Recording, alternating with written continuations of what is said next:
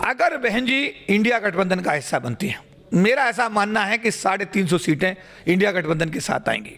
और अगर बहन जी अकेले चुनाव लड़ती हैं तो इसका उल्टा होगा, एनडीए को भी 350 सीटें। उत्तर प्रदेश में ही उनका वोट बैंक नहीं है, उनका राजस्थान में वोट बैंक है, उनका वोट बैंक मध्य प्रदेश में भी है, उनका वोट बैंक तमिलनाडु में भी है, उनका वोट बैंक पंजाब में भी है, उनका वोट बैंक हरियाणा में भी है। पूरे भारत में उनका कहीं 3% है, कहीं 5% है, कहीं 18%। जी को एक निर्णय लेना चाहिए। बहन जी हमारे समाज की सर्वमान्य नेता हैं, उनका बड़ा लंबा संघर्ष का इतिहास है।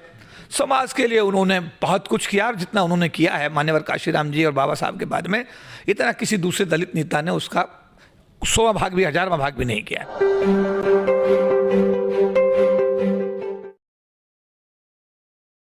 2024 लोकसभा चुनाव को लेकर रोज नई उठापटक देखने को मिल रही है। कास्ट सेंसस के बाद देश में लगातार बवाल है, लेकिन कुछ सवाल भी हैं कि दलित राजनीति कहां जा रही है और अंबेडकरवाद मजबूत हो रहा है या कमजोर हो रहा है, और दलितों के जो अत्याचार उत्पीड़न के मामले हैं उस पर कोई क्यों नहीं सोच लेना चाहता। सर सीधा सवाल है, मनोज झा जो हैं वो सदन में ठाकुर के कुआ लेके एक कविता सुनाए थे ओम प्रकाश वाल्मीकि, बड़ा बवाल हो गया। लेकिन उसी बिहार के अंदर एक दलित महिला 1500 रुपये का उधार जो नहीं चुका पाती उसके मुंह पे पेशाब किया जाता है। तो आपको नहीं लग रहा कि ये पार्टियां जो हैं मुद्दे घुमा रही हैं और असल मुद्दों पर काम नहीं कर पा रही? निश्चित रूप से देश के अनुसूचित जाति जनजाति समाज जिसका प्रतिनिधित्व करता हूँ पिछले करीब 40 वर्षों से, मैं ये कह सकता हूँ कि इस आज़ाद भारत के अंदर जितना अत्याचार और जितना अन्याय इस समाज के हर वर्ग के साथ हर स्तर पर, गांव में देहात में लड़की 14 साल की होती है, उसके साथ रेप होता है, उसकी हत्या कर दी जाती है, उसको सुसाइड का नाम देकर उसकी फाइल बंद कर दी जाती है। अगर कोई औरत किसी किसान के खेत में घास काटने जाती है तो पहले उसके शरीर का दोहन होता है। ये इस देश का कड़वा सच है। शहर के अंदर जो लोग आ गए हैं उन लोगों की स्थिति है कि जो सरकार की नौकरी में हैं, आए दिन वो अपने अधिकारियों के अत्याचार अन्याय का शिकार होते हैं। तो ये जो अभी आपने बात कही कि अनुसूचित जाति जनजाति समाज की स्थिति इस देश के अंदर इतनी चिंताजनक है। एक छोटी सी चीज़ मिली थी इन लोगों को जिस वजह से ये लोग गरीबी की रेखा से ऊपर आए। इनके शरीर पे कपड़े आए, इनके चेहरे पे खुशहाली आई, इनके पैरों में जूते आए। वो था डॉक्टर बी आर अम्बेडकर का दिया हुआ सरकारी क्षेत्र में आरक्षण 22.5% का। तत्कालीन प्रधानमंत्री इंदिरा गांधी का आज आभार धन्यवाद हम व्यक्त करेंगे कि उस महान नेता ने, उस महान प्रधानमंत्री ने इस गरीब समाज के लिए कुछ सोचा, देश का राष्ट्रीयकरण किया, देश में नेशनलाइजेशन का दौर आया, बैंकिंग भर्ती बोर्ड बनाए गए, बैंकों का, तेल कंपनियों का, बीमा कंपनियों का, प्राइवेट कंपनियों का राष्ट्रीयकरण हुआ और उस समय रिजर्वेशन लागू करके घर घर में रोशनी गई, घर घर में रोटी आई, घर घर में एक नौकरी मिली। आज सब आरक्षण समाप्त, सरकारी क्षेत्र समाप्त कर दिया गया, वार लेवल पर समाप्त कर दिया गया।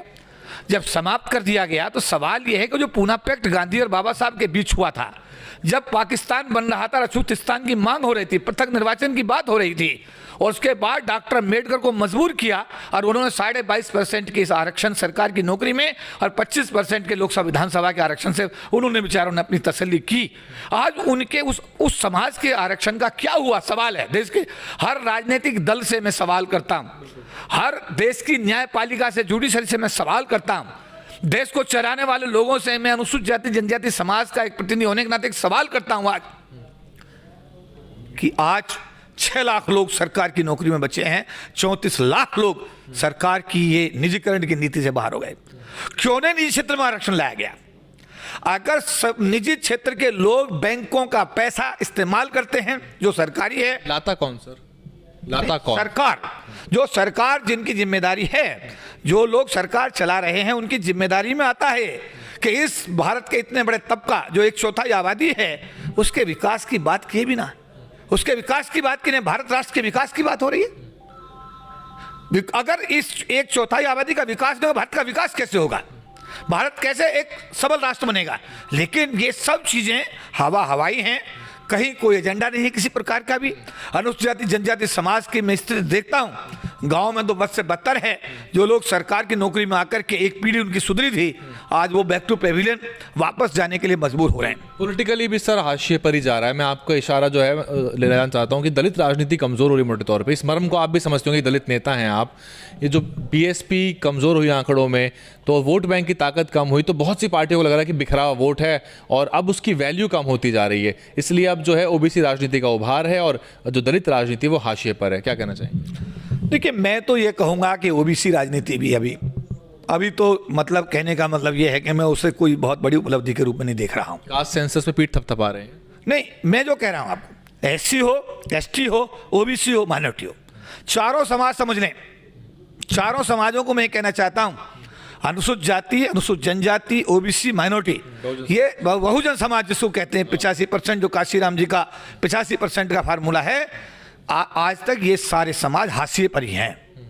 भले ही अपने आप को कुछ भी समझते हैं। और रही बात मेरे समाज की, मेरे समाज के तो अनुसूचित जाति जनजाति समाज के सांसद और विधानसभा में मेरे एमएलए समाज के, वो तो समाज की बात करते ही नहीं, बल्कि समाज के खिलाफ भी अगर कोई बात होती है उस पर भी उनके मुंह बिल्कुल सिले हुए होते हैं। मैं अपील करूंगा सभी सांसदों से भी जो 25% डॉक्टर अम्बेडकर के दिवा आरक्षण से लोकसभा में आए हैं, आप पर समाज का कर्जा था, आप पे समाज का कर्जा है। अरे भाई, अगर ये 25% आरक्षण ना होता, राज्यसभा में डॉक्टर अम्बेडकर की कलम नहीं चली, 250 के हाउस में 62-65 आदमी होने चाहिए थे, राज्यसभा में आज तक 10 और 12 एससी एसटी से ज्यादा आज तक कभी नहीं हुए। मैं ये कहना चाहता हूं कि अगर लोकसभा और विधानसभा में डॉक्टर अम्बेडकर आरक्षण ना दे गए होते तो एक भी आदमी लोकसभा में नहीं जाता। आप पर कर्जा पॉलिटिकल पार्टी का नहीं है, आप पे कर्जा समाज का है। अरे भैया, इस समाज के कर्जे को उतारो। अगर डॉक्टर अम्बेडकर अपने लिए सोचते, विदेश में सेटल हो जाते, विदेश में अपना परिवार ले जाते, इंडिया पढ़ करके वो ना आते और तो हमारी आवाज़ वो ना उठाते और हमारे लिए ना लड़ते, तो आज हम लोग यहाँ ना पहुँचते। आप सांसद हैं, आप विधायक हैं, आपकी जिम्मेदारी बनती है कि समाज का आप पर कर्जा है, समाज का आप पर अधिकार है, जबकि आप अपने समाज से दूरी बनाकर रखते हो, समाज की कोई आवाज़ उठाते नहीं हो, समाज के लिए आप कोई इनिशिएटिव लेने को तैयार नहीं होते, समाज के किसी मजबूर आदमी का आंसू पूछने की तरफ आपका कोई ध्यान नहीं है। मेरा निवेदन है कि आप लोग अपनी जिम्मेदारी को समझिए, बाबा साहब के मिशन को पढ़िए, उस काशीराम को समझिए। अगर आप ऐसा समझेंगे तो आप जब अपनी जिम्मेदारी को निभाएंगे तो आपके समाज में एक नई रोशनी आएगी और समाज आपके प्रति कृतज्ञ होगा। सब पॉलिटिकल सवाल थोड़ा हटके कि इंडिया जो गठबंधन है वो उसमें बड़े बिखराव नजर आ रहे हैं। अभी तो सीट शेयरिंग भी नहीं हुई है। सीपीएम कह रहा है कि हम तो टीएमसी के खिलाफ चुनाव लड़ेंगे। आम आदमी पार्टी ने कांग्रेस के एक विधायक को गिरफ्तार करा दिया और हर कोई अपने राज्य को मजबूत करना चाहता है, बचाना चाहता है। आपको लग रहा है कि वाकई में मुकाबला कर पाएगा एनडीए का? देखिए, ये एक ऐसा सवाल है क्योंकि it is too early to say, अभी बहुत जल्दी है इसमें कहना। जैसा कि 28 दलों का गठबंधन हुआ है तो निश्चित रूप से गठबंधन हुआ है, लोग नज़दीक आए हैं, लेकिन सीट बंटवारा मेरे हिसाब से एक बड़ी चुनौती होगा। जब तक सीट का बंटवारा ना हो जाए तब तक इस गठबंधन के बारे में कुछ भी कहना बहुत जल्दबाजी होगी। मेरा मानना यह है, हाँ, सीट गठबंधन अगर एमिकेबली सबके बीच में हो जाता है तो निश्चित रूप में मैं कहूँगा कि इंडिया गठबंधन एक विकल्प के रूप में भारत में उभरेगा और भारत के लोगों को एक नई व्यवस्था देने के लिए मतलब सक्षम भी हो सकता है। विश्लेषक ये भी कहते हैं कि उत्तर प्रदेश सबसे बड़ा राज्य है जहां से भाजपा सबसे ज़्यादा ताकत लेके आती है। एनडीए के सबसे ज़्यादा सांसद उत्तर प्रदेश से हैं। बसपा के बिना वहाँ गठबंधन बेमानी है। बहन मायावती कहती हैं कि वो गठबंधन में नहीं आना उनको, लेकिन एक तरफ अखिलेश तो खुश हैं इस बात से, लेकिन आपको लगता है कि उनके बिना वाकई में बीजेपी को चुनौती दे पाएंगे? क्योंकि जितनी सीटों पर बसपा लड़ेगी वोट ऐसे बिखरेगा कि भाजपा का सीधा फायदा हो जाएगा वहाँ पे। देखिए, मैं साफ तौर पे दो तीन चीज़ें कहना चाहूँगा। कैराना लोकसभा पिछले दिनों अगर याद हो, बीच में एक मिड टर्म इलेक्शन हुआ था, उपचुनाव हुआ था, उसमें जब जब ये लोग इकट्ठे हुए, बहन मायावती जी मीन्स की जो हमारे समाजवादी पार्टी और जो दूसरे लोग हैं, जब जब इकट्ठे हुए तो एक नया इतिहास बना। अभी खतौली विधानसभा में राष्ट्रीय लोकदल के मदन भैया जी ने बीजेपी के कैंडिडेट को बड़े भारी मतों से हराया। इसके साथ साथ अभी जो एक विधानसभा चुनाव हुआ घोसी में, आपने देखा उसका कारण ये था कि वहाँ पर ना तो खतौली में ना घोसी में वहाँ पर बहुजन समाज पार्टी का कैंडिडेट नहीं था। इसका साफ मतलब ये हुआ कि जो अनुसूचित जाति समाज का वोट बैंक था वो सीधा का सीधा गठबंधन में चला गया, और गठबंधन में जाने के कारण गठबंधन का कैंडिडेट घोसी में भी बहुत बहुमत के साथ जीता और अपना एक खतौली में भी जीता। अगर बहन जी इंडिया गठबंधन का हिस्सा बनती है, मेरा ऐसा मानना है कि 350 सीटें इंडिया गठबंधन के साथ आएंगी, और अगर बहन जी अकेले चुनाव लड़ती हैं तो इसका उल्टा होगा, एनडीए को भी 350 सीटें मिल सकती हैं। आज की डेट में भी बहन मायावती जी एक डिसाइडिंग फैक्टर हैं, एक उनका अपना एक, देखिए समझना पड़ेगा पॉलिटिकल पार्टीज को, उत्तर प्रदेश में ही उनका वोट बैंक नहीं है, उनका राजस्थान में वोट बैंक है, उनका वोट बैंक मध्य प्रदेश में भी है, उनका वोट बैंक तमिलनाडु में भी है, उनका वोट बैंक पंजाब में भी है, उनका वोट बैंक हरियाणा में भी है। पूरे भारत में उनका कहीं 3% है, कहीं 5% है, कहीं 18% है। मायावती जी के इंडिया गठबंधन में आने के बाद देश का पूरा अनुसूचित जाति जनजाति समाज का जो वोट बैंक है वो इंडिया गठबंधन के खाते में ट्रांसफर होगा, और उसी का आधार होगा कि इंडिया गठबंधन आने वाले दिनों में एक विकल्प के रूप में उभरेगा और उसको 350 सीटें तक भी मिल सकती हैं। लेकिन अगर बहन जी इस गठबंधन का हिस्सा नहीं बनी तो निश्चित रूप से जो अभी आपने कहा परिणाम बिल्कुल अलग होंगे और एनडीए की सरकार बनने से कोई रोक नहीं सकता। खबर है कि जयंत चौधरी इस पक्ष में है कि बहन मायावती अंततः गठबंधन में आ जाएं। देखिए हर आदमी, मैंने तो ये तर्क बताया था, तर्क इसके पीछे ये भी है कि सपा का वोट पश्चिम में नहीं है और सपा के साथ आरएलडी को होने से बहुत बड़ा लाभ नहीं होता, जबकि बसपा और आरएलडी जब साथ आते हैं तीनों मिलकर तब जाके लाभ हो पाता है। देखिए इसमें मैं ये कहूँगा कि जो अभी आपने कहा कि मेरे सोच के हिसाब से मैं अपना भी मत रखना चाहूँगा कि बहन जी को एक निर्णय लेना चाहिए।